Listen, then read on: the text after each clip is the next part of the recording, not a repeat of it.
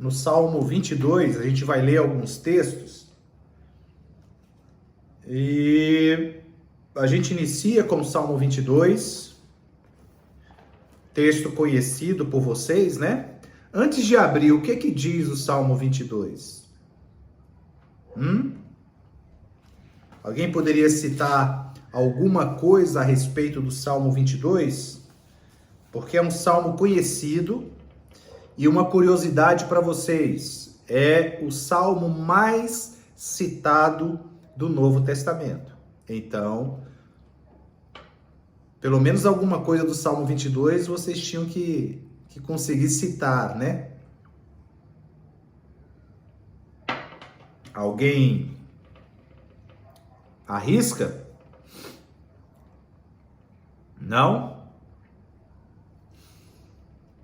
Lembram na cruz do Calvário quando Jesus diz assim: Eli, Eli, lama sabachthani? Deus meu, por que me desamparaste? Né? É o Salmo 22. E aí você tem o Salmo 22, você tem o Salmo 69, e eles se completam, né, na crucificação de Jesus. E terminando de ler o Salmo 22, a gente vai para a crucificação de Jesus, a gente vai ler o texto a respeito da crucificação de Jesus. Todos acharam?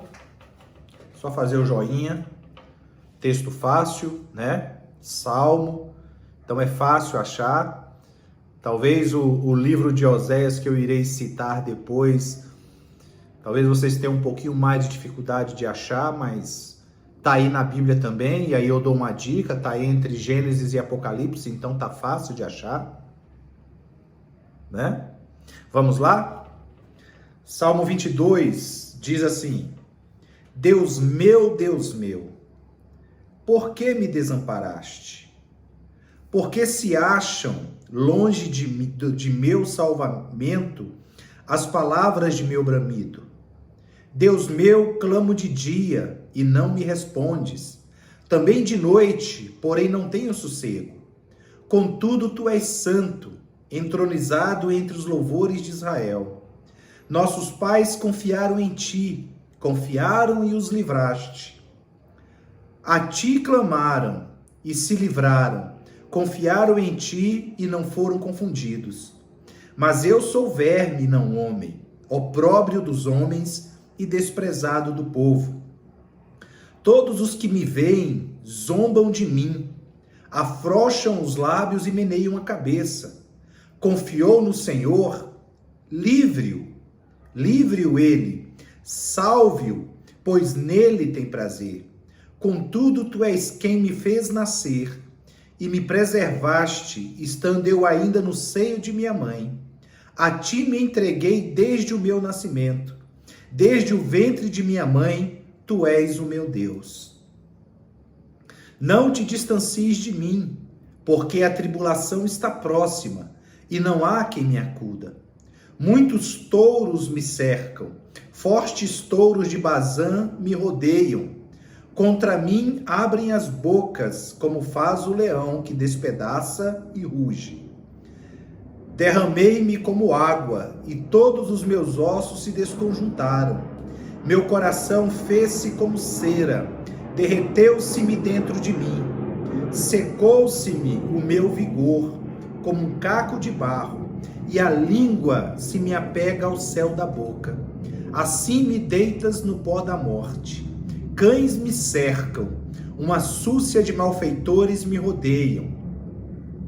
Transpassaram-me as mãos e os pés. Posso contar todos os meus ossos. Eles me estão olhando e encarando em mim. Repartem entre si as minhas vestes e sobre a minha túnica deitam sortes. Tu, porém, Senhor, não te afastes de mim. Força minha, apressa-te em socorrer-me. Livra minha alma da espada e das presas do cão a minha vida. Salva-me das fauces do leão e dos chifres dos búfalos. Sim, tu me respondes. A meus irmãos declararei o teu nome. cantar-te-ei louvores no meio da congregação. Vós que temeis o Senhor, louvai-o, glorificai-o vós todos, descendência de Jacó. Reverenciai-o vós todos, posteridade de Israel, pois não desprezou nem abominou a dor do aflito, nem ocultou dele. Isso, estava no 23, né? Vós que temeis o Senhor, louvai-o, glorificai-o vós todos, descendência de Jacó. Reverenciai-o vós todos, posteridade de Israel, pois não desprezou, nem abominou a dor do aflito, nem ocultou dele o rosto, mas o ouviu quando lhe gritou por socorro. De ti vem o meu louvor na grande congregação. Cumprirei os meus votos na presença dos que o temem. Os sofredores hão de comer e fartar-se. Louvarão o Senhor os que o buscam. Viva para sempre o vosso coração. Lembrar-se-ão do Senhor, e a ele se converterão os confins da terra. Perante ele se prostrarão todas as famílias das nações, pois do Senhor é o reino, é ele quem governa as nações. Todos os opulentos da terra hão de comer e adorar, e todos os que descem ao pó se prostrarão perante ele, até aquele que não pode preservar a própria vida. A posteridade o servirá. Falar-se-á do Senhor à geração vindoura. Hão de vir anunciar a justiça dele. Ao povo que há de nascer, contarão que foi ele quem o fez. Amém? Eu fiz questão de ler todo o versículo, né, todo o capítulo 22 desse salmo, porque ele já começa com um grito de lamento, né? Dizendo assim, o escritor, né, desse salmo, Davi, o rei Davi, ele já começa questionando ao Senhor por que ele foi abandonado por Deus. Por que ele foi esquecido por Deus? Por que ele foi deixado de lado por Deus? Por que ele foi preterido por Deus? E muitas vezes é o nosso questionamento, né? São as nossas angústias, são as nossas questões que queremos apresentar a Deus. Quando passamos por dificuldades, quando passamos por situações, muitas vezes chegamos até a dizer, Senhor, por que eu, né? Por que isso está acontecendo comigo? Como se aquilo que está acontecendo só acontecesse com você e não acontecesse com mais ninguém. A gente seguiu lendo aqui e a gente viu que aquilo que Davi apresentou diante de Deus, depois de dizer assim, Deus meu, por que me desamparaste? Porque se acham longe de meu salvamento as palavras do meu bramido. Deus meu, clamo de dia e não me respondes. Também de noite, porém não tenho sossego. E aí ele começa a apresentar a sua queixa diante de Deus, ele começa a apresentar a sua necessidade diante de Deus, e a gente vê aqui que não é diferente das nossas necessidades, das lutas que vivenciamos na nossa vida. Se nós ainda não passamos por isso aqui até hoje, que eu acho muito difícil, né? Tenho certeza que aqui nós já vivenciamos no mínimo uns 10 versículos desse aqui apresentados por Davi ao Senhor, né? Como queixa, como lamento. Tenho certeza que a gente já passou por isso, tenho certeza que você já passou por isso, e se não passou, você vai passar. Porque Jesus, ele nos alertou, no mundo tereis aflições, e talvez essa seja a declaração de Jesus que eu mais repito nas minhas pregações. E mesmo repetindo constantemente esta declaração de Jesus, esta exortação de Jesus, essa afirmação de Jesus, parece que eu estou falando pela primeira vez. Parece que você está ouvindo pela primeira vez, porque cai no esquecimento. A gente esquece que esse mundo é um mundo de dor. A gente esquece que esse mundo é um mundo de aflições. A gente esquece que esse mundo é um mundo de lutas. Mas se nós dispusemos a andar com o Senhor, nos colocamos a andar com o Senhor, buscando a sua face, buscando a sua presença todos os dias, buscando a sua sabedoria todos os dias, não quer dizer que seremos livres dessas perseguições, como Davi apresenta aqui, dessas lutas, como Davi apresenta aqui, das aflições, como Davi apresenta aqui. Mas tem uma diferença. A gente passa por tudo isto com o coração cheio de fé. A gente passa por tudo isso com o coração transbordando de certeza de que Deus está do nosso lado. E essa é a grande questão. É você saber que Deus está ao teu lado. E eu aprofundo mais essa declaração, dizendo para você que vai ser o único que vai estar ao seu lado. Independente da situação, independente do contexto, independente do que você esteja vivendo, você pode até ter, no início da tua luta, da tua dificuldade, alguns poucos irmãos, algumas poucas pessoas. Mas à medida que aquela luta ela se intensifica, aquela situação se intensifica e ela perdura por dias, por meses e talvez até por anos, quando você olhar para o lado, você não vai ver ninguém. Você não vai conseguir achar ninguém dessa turma que te acompanhou no início. Mas tem um que não vai sair do teu lado jamais, que é Jesus Cristo, que é o Senhor. Ele sempre vai estar do teu lado. E aí eu te convido, guardando essa declaração de Davi no coração, esse lamento de Davi no coração, essa queixa de Davi no coração, quando ele diz assim: Deus meu, por que me desamparaste? Porque se acham longe de meu salvamento as palavras do meu bramido. Deus meu, clamo de dia e não me respondes, também de noite, porém não tenho sossego.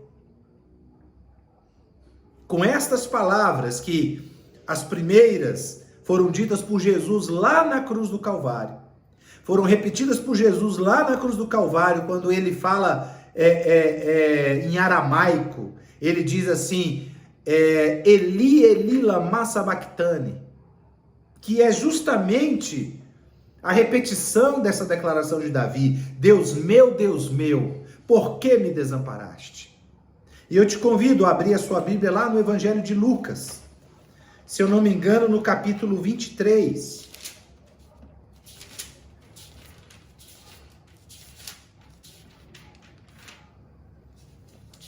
Evangelho de Lucas, capítulo 23.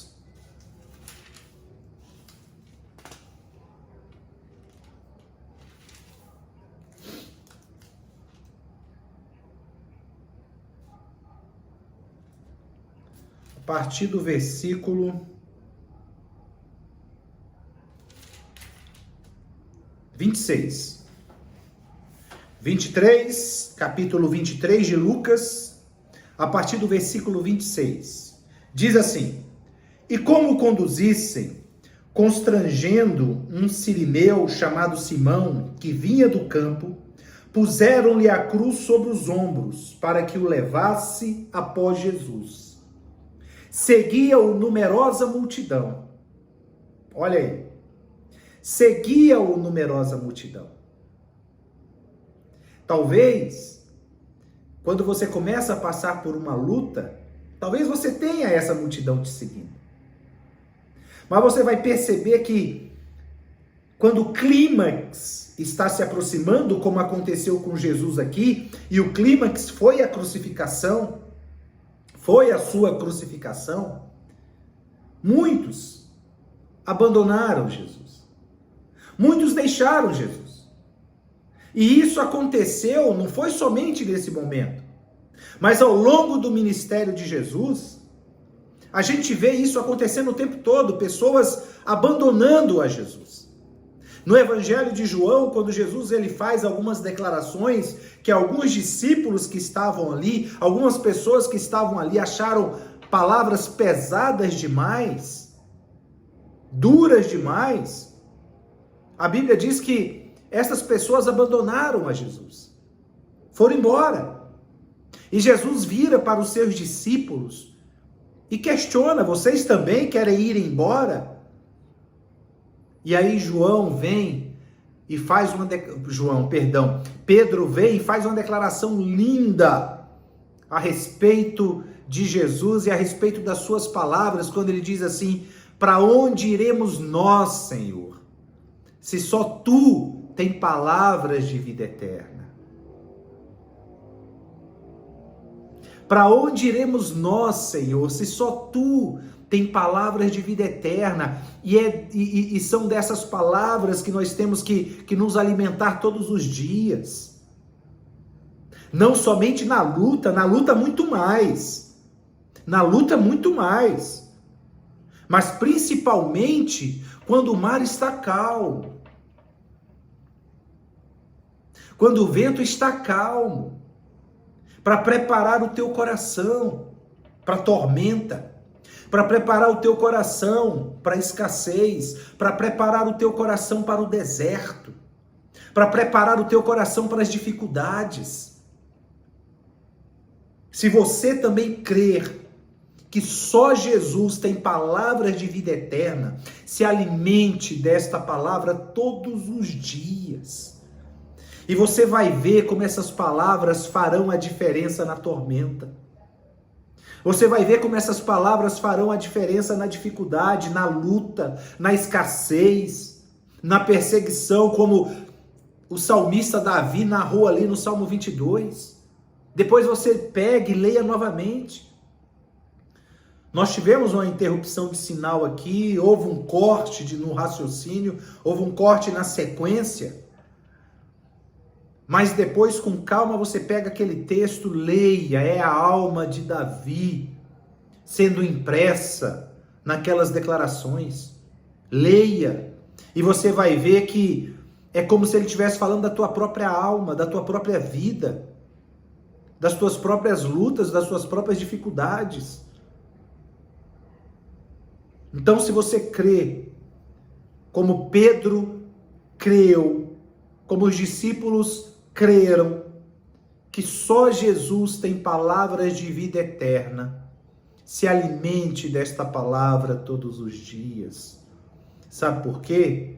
Porque durante a tormenta é fácil se alimentar dessas palavras. Durante a luta é fácil se alimentar dessas palavras.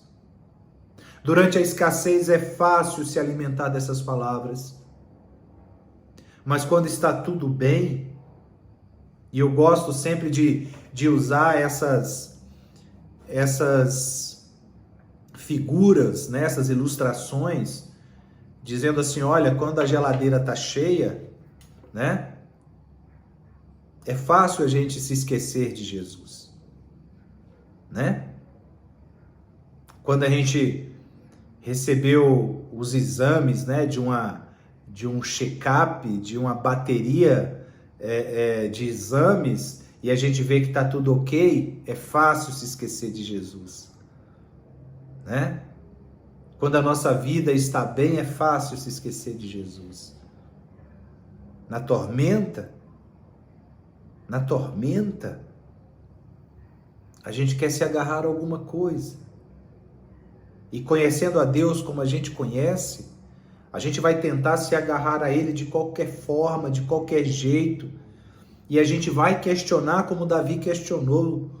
Meu Deus, Deus meu, por que me desamparaste? Por que se mostra longe de mim, do meu clamor, da minha oração? Por que o Senhor não me ouve?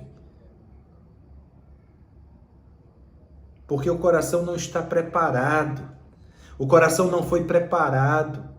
Você não se alimentou das palavras de vida eterna como você sempre creu que só Jesus tem estas palavras, só Jesus é o portador dessa palavra. Na verdade, ele é a personificação desta palavra. Ele é a personificação de palavras de vida eterna. Então, como eu falei para você que no início da luta, no início da dificuldade, muita gente te segue. Muitas vezes uma multidão te acompanha. Mas à medida que a luta se intensifica, essas pessoas vão ficando pelo caminho. E só um permanece do teu lado, que é Jesus. Vamos continuar lendo aqui. Seguia-o numerosa multidão, versículo 27. Seguia-o numerosa multidão do povo, e também mulheres que batiam no peito e o lamentavam. Porém, Jesus, voltando-se para elas, disse: Filhas de Jerusalém, não choreis por mim, chorei antes por vós mesmas e por vossos filhos, porque dias virão em que se dirá: bem-aventuradas as estéreis que não geraram nem amamentaram.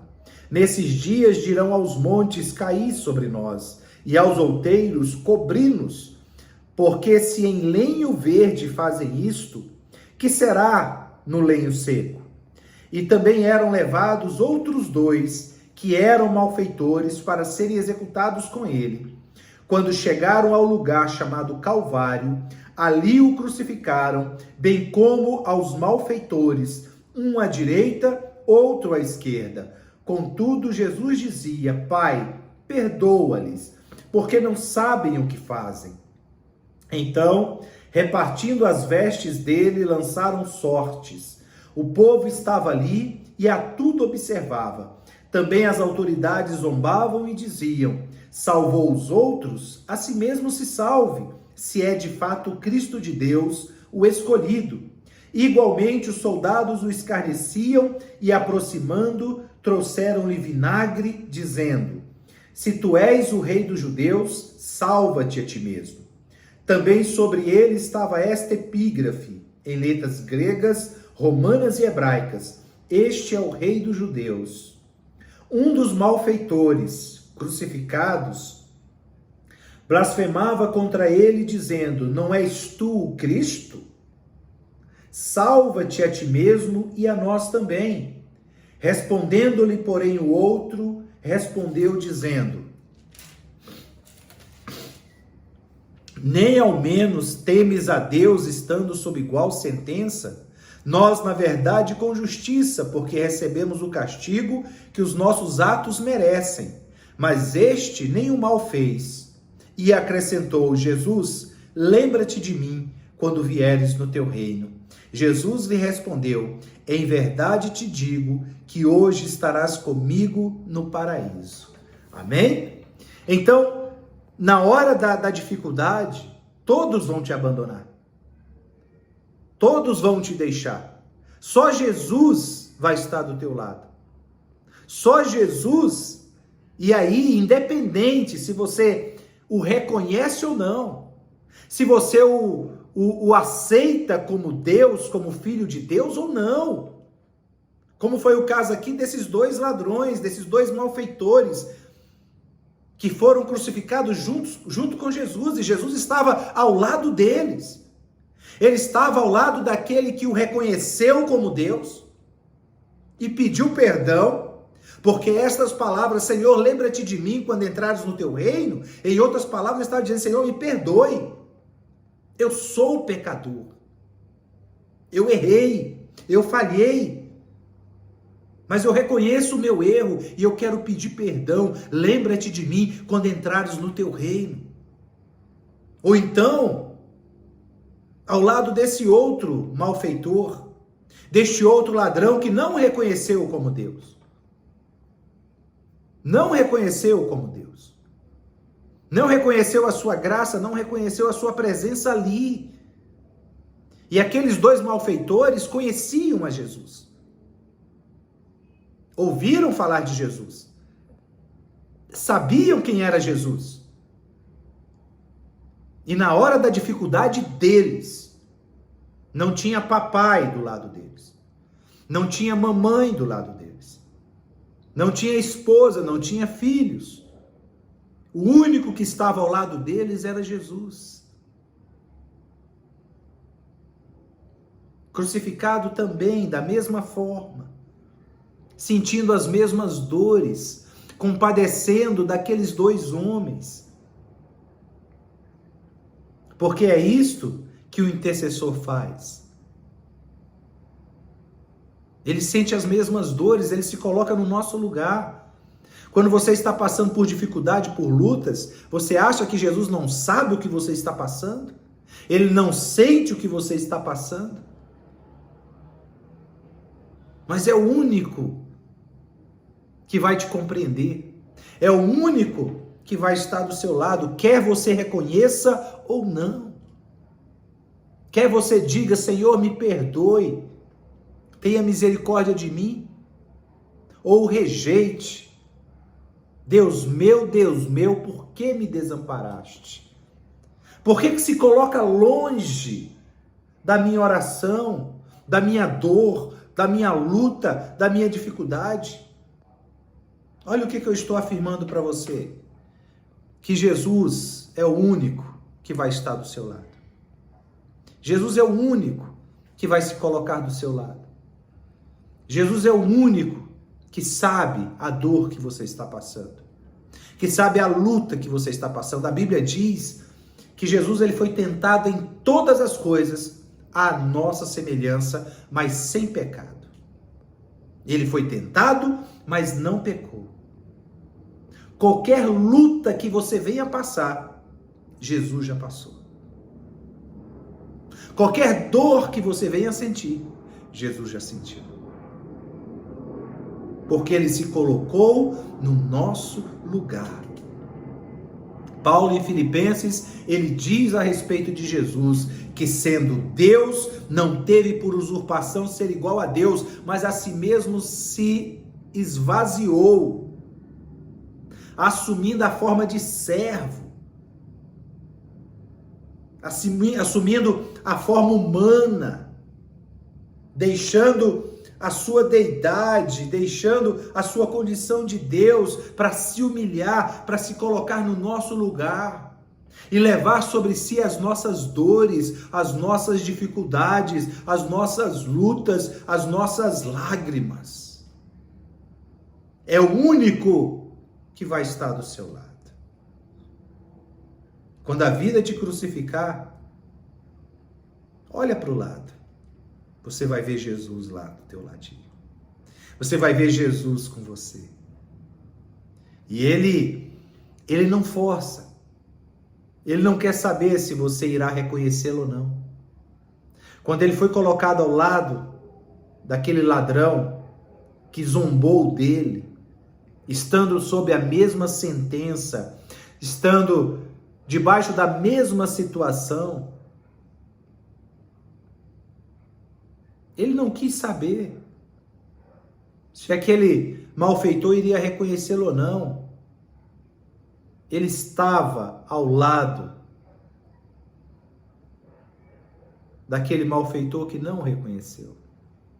Sabe por quê? Porque Jesus, ele não arromba a nossa vida.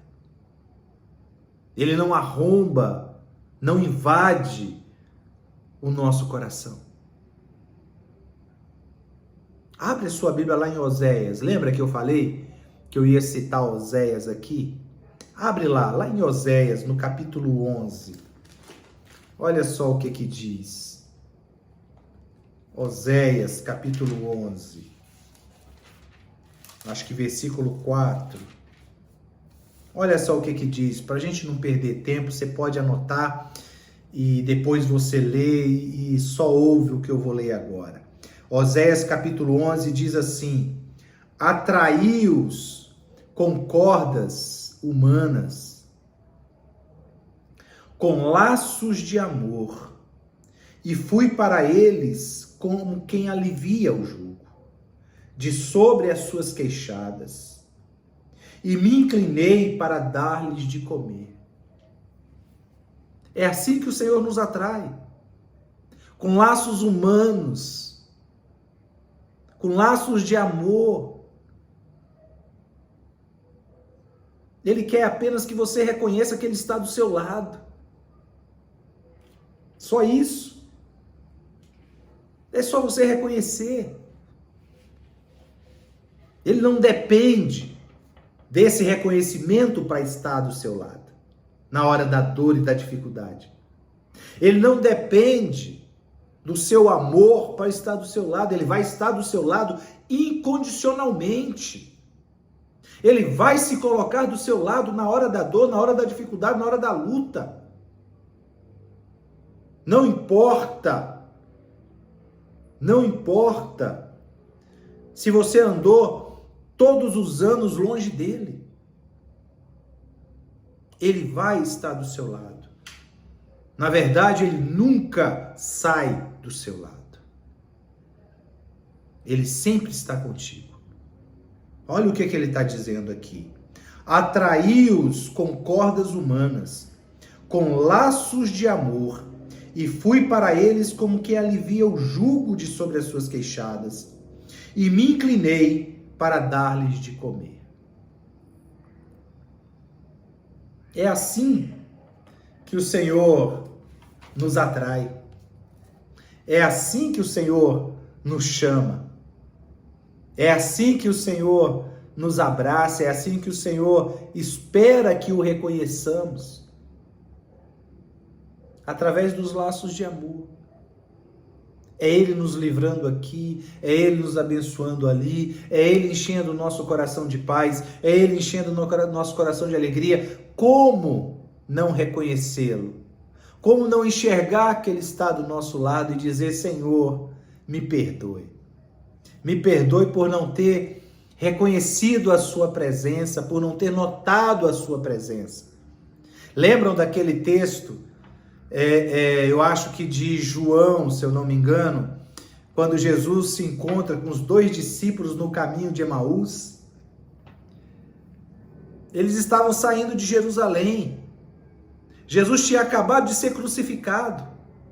Ele tinha acabado de morrer. A esperança deles acabara de morrer, acabara de ser crucificado. E Jesus se encontra com eles e eles não reconheceram que era Jesus. Só depois que Jesus começou a falar das Escrituras e falar que tudo aquilo que aconteceu em Jerusalém, tinha acabado de acontecer em Jerusalém, era o cumprimento das Escrituras, o coração deles começou a arder. E aí eles viram para Jesus e pedem para Jesus ficar mais um pouquinho com eles. Fica, Senhor, mais um pouquinho. Tem até uma música, né, que diz, cantada a respeito desse acontecimento, né, que diz assim: fica, Senhor, já se faz tarde, tens meu coração para pousar. Faz em mim morada permanente. Fica, Senhor, meu Salvador. Essa música fala justamente desse encontro dos 2 discípulos no caminho de Emaús com Jesus. E eles pedem para Jesus continuar ali: Senhor, fica. Tá tarde, fica. E ali foi servido pão e peixe, eles assaram peixe ali, e Jesus comeu com eles. E aí eles retornaram para Jerusalém e foram anunciar aos discípulos o que tinha acontecido.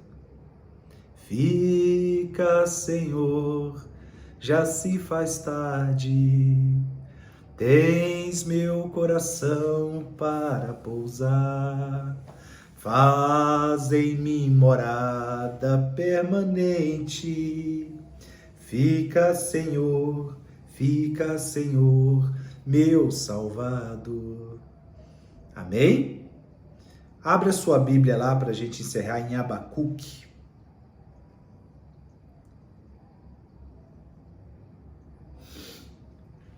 E quando a gente reconhecer que Jesus é o único que estará sempre ao nosso lado, não importa a circunstância, não importa a dor, não importa a luta,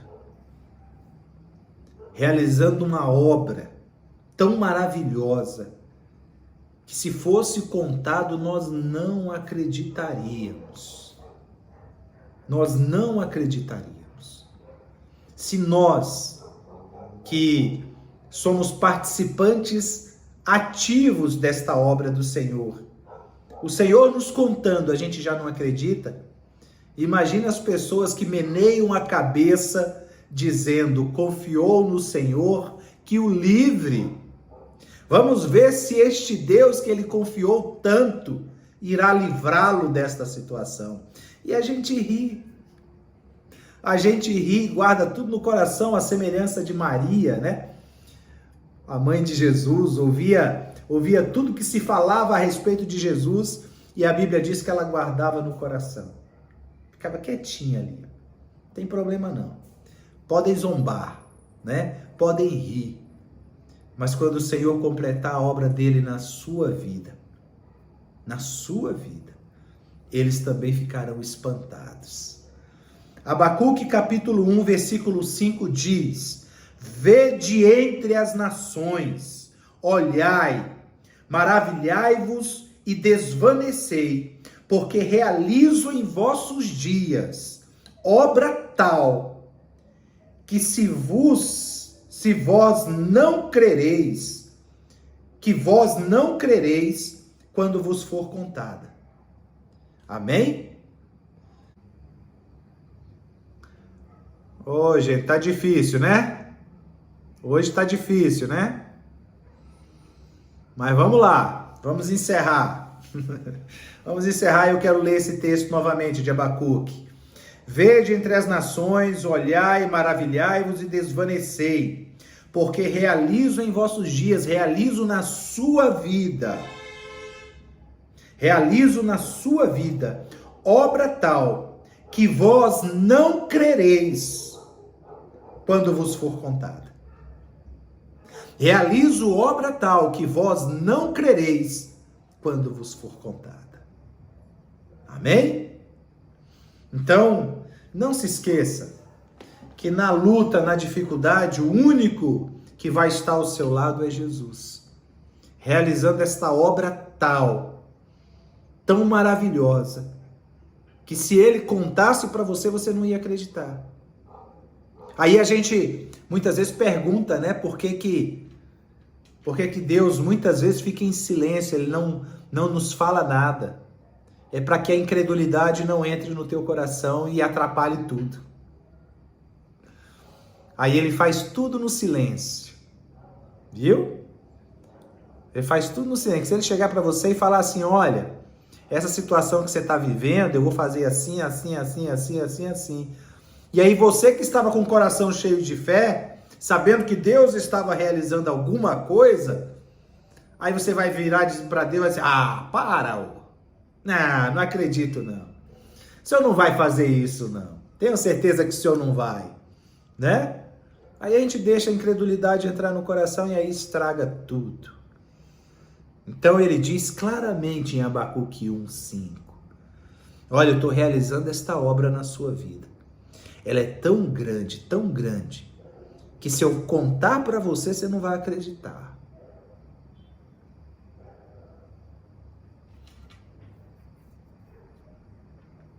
Amém? Vamos encerrar. Querido Deus, maravilhoso e eterno Pai, nós te damos graças por este culto. Te damos graças, meu Senhor, por esta palavra tão maravilhosa, que nos mostra, meu Senhor, que mesmo nas dificuldades e nas lutas, nas aflições, meu Senhor, o Senhor está ao nosso lado. Graças te damos, meu Senhor. Graças te damos porque esta obra maravilhosa está sendo realizada em nossas vidas.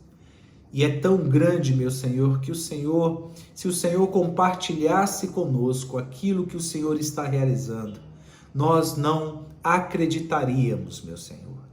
Meu Deus, em nome de Jesus, te agradecemos, meu Senhor, por este culto.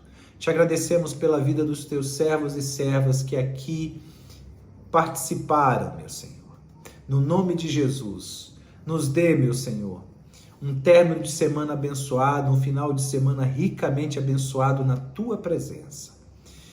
Em nome de Jesus, que a graça do Senhor Jesus Cristo, o amor de Deus e as doces consolações sejam com todos aqueles que creem que Jesus Cristo é o Senhor, para a glória de Deus Pai.